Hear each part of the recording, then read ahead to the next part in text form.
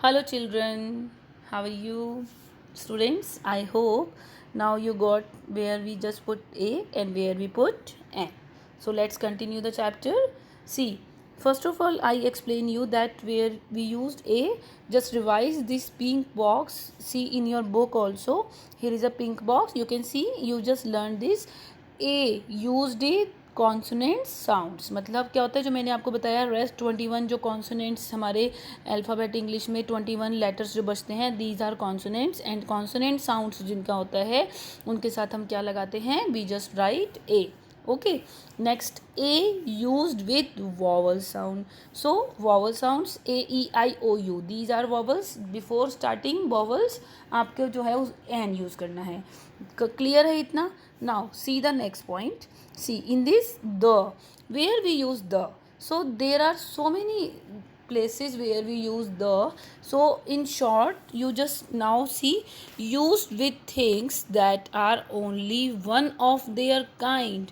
इसका क्या मतलब हुआ कि जो द है बेटा वो सिर्फ और सिर्फ हम जो अपने आप में कोई स्पेशल क्वालिटी रखते हैं, जो कोई स्पेशल होते हैं या कोई ऐसी थिंग्स होती हैं that are use only one their kind, मतलब जैसे कि the sun.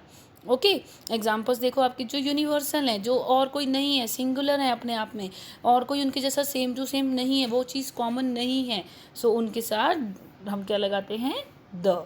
Use with things that are only one of their kind, मतलब वो अपने आप में अपने तरीके के एक ही हैं.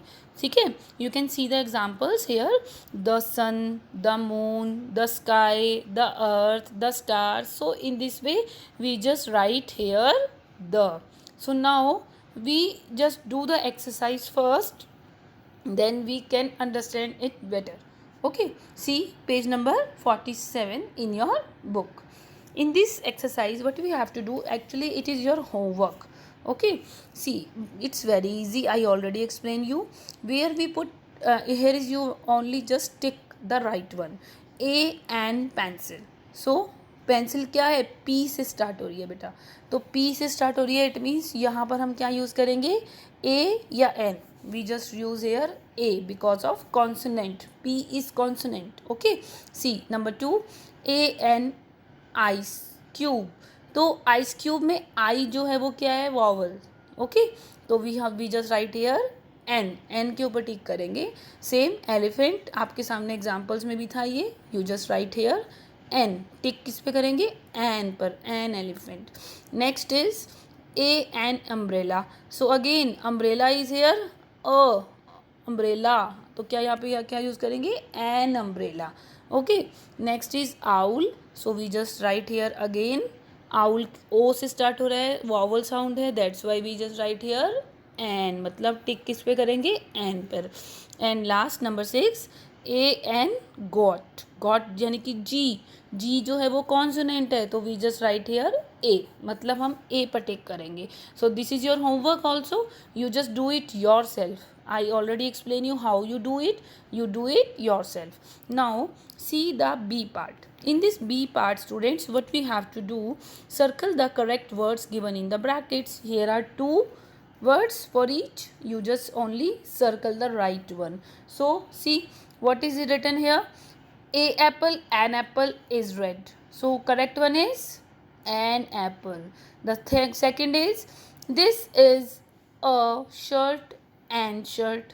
Shirt यानी कि श यानी कि s, s is a consonant, so we just write a shirt. A shirt is correct. See the next one, we have an uniform, a uniform.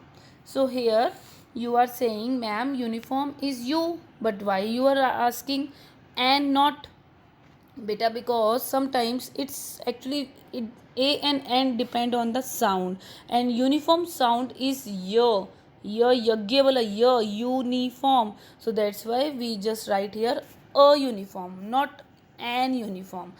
We जब से अ अम्ब्रेला, अम्ब्रेला अ साउंड, अ ई ऊ, ये आपने हिंदी में पढ़ा है ना स्वर, तो जहाँ पर हमें अ साउंड होगा वहाँ तो हम लगा देंगे एन अम्ब्रेला. बट जब हमें य का साउंड आ रहा है, य क्या होता है बेटा व्यंजन, हिंदी में आपने पढ़ा है ना, सो दैट्स वाई यूनिफॉर्म, यूनिफॉर्म में य साउंड आ रहा है, यू आ रहा है, तो that's why we write here a. a uniform, and next is an essay, and next is an egg, and next is a monkey. So in this way you just complete this exercise also. I hope you can do it very well. See the next video for the next exercise. Thank you, students.